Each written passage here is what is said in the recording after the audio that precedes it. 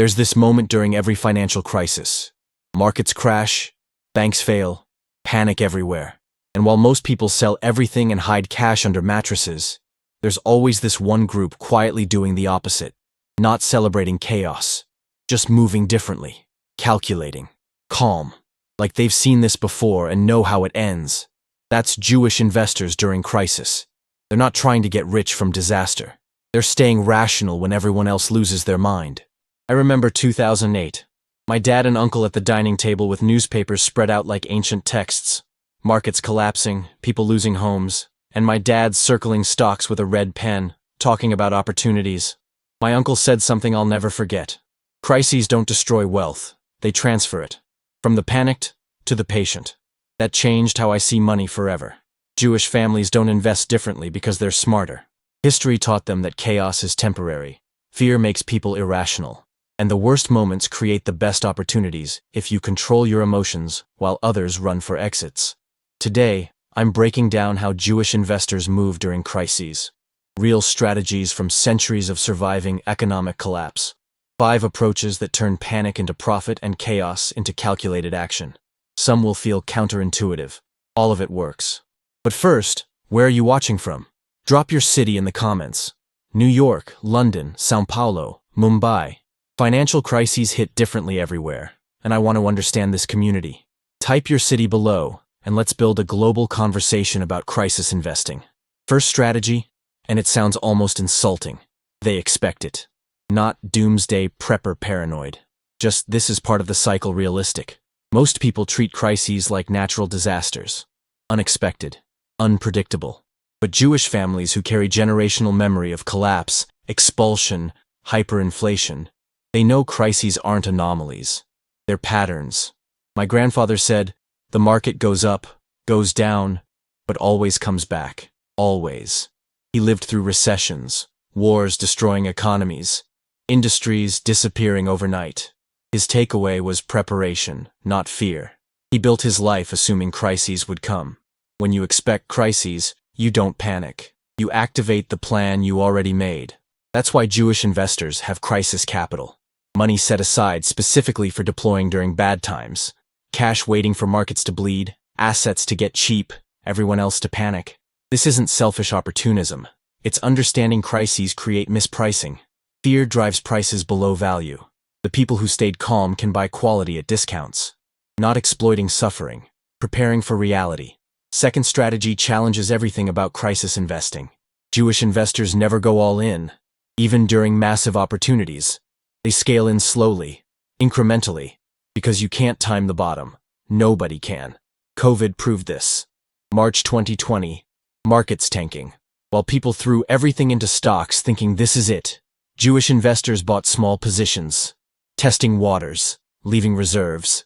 Because things can always get worse, and if you spend ammunition early, you're defenseless when the real bottom comes. There's this concept called incremental entry. Don't bet the farm. Buy in stages. First purchase small. Market drops? Second purchase bigger. Drops again? Third purchase. Always keep reserves. The goal isn't catching the exact bottom. It's averaging in at good prices without destroying yourself if wrong. This requires patience, discipline, watching opportunities without jumping immediately. But it protects you from emotions, from overcommitting when excited or scared. When you scale slowly, you sleep better. You're protected. That psychological safety keeps you rational long-term instead of panic selling. Third strategy is where it gets interesting. During chaos, most chase performance. The hottest stock, fastest recovery, the 10x play. Jewish investors chase safety with upside, finding fundamentally strong assets, unsexy, boring, but heavily discounted by panic, not speculative startups. Established companies with real revenue, customers, assets, but stock prices obliterated by fear. My uncle says, during crisis buy what people need, not want. Utilities, healthcare, food, essentials. Stuff people need regardless of economy. Crises are temporary, human needs permanent. Companies providing essentials survive, recover, grow reliably. Reliability during chaos beats speculation. Jewish investors buy real estate during recessions, not luxury. Residential rentals in stable neighborhoods. People always need housing, even during depressions. Demand shifts but doesn't vanish. Own what people can't live without. You own resilience, cash flow, recovery.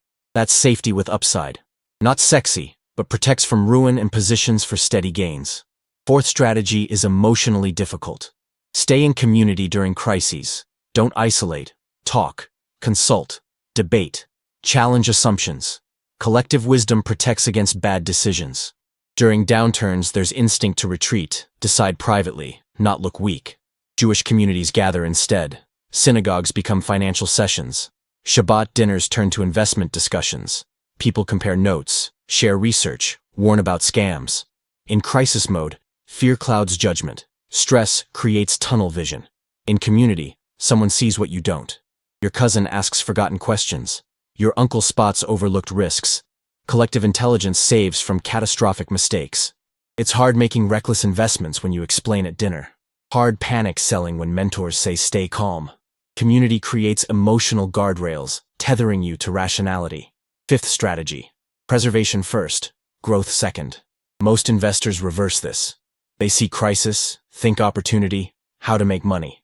Jewish investors think how not to lose what I have.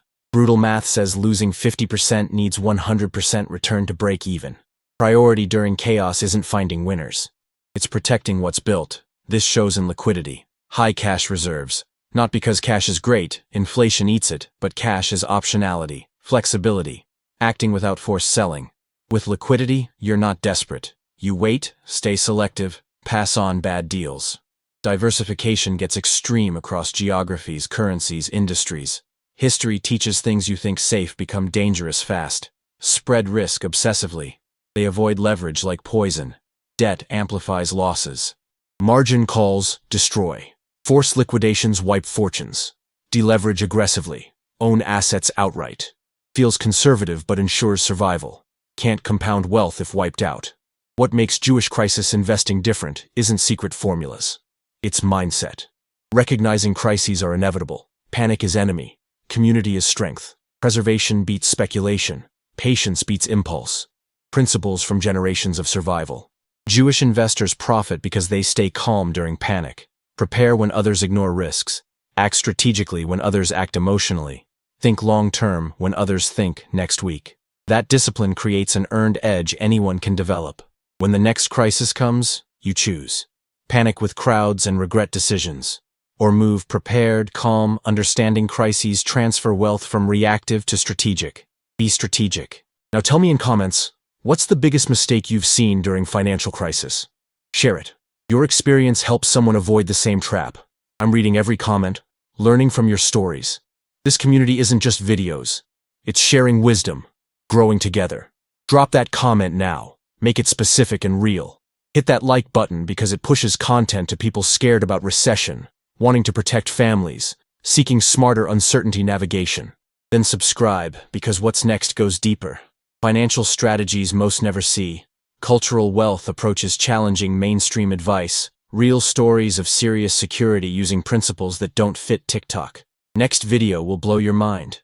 A practice that sounds backwards, gurus call stupid, but the math and psychology reveal genius. You won't want to miss it. This is just beginning.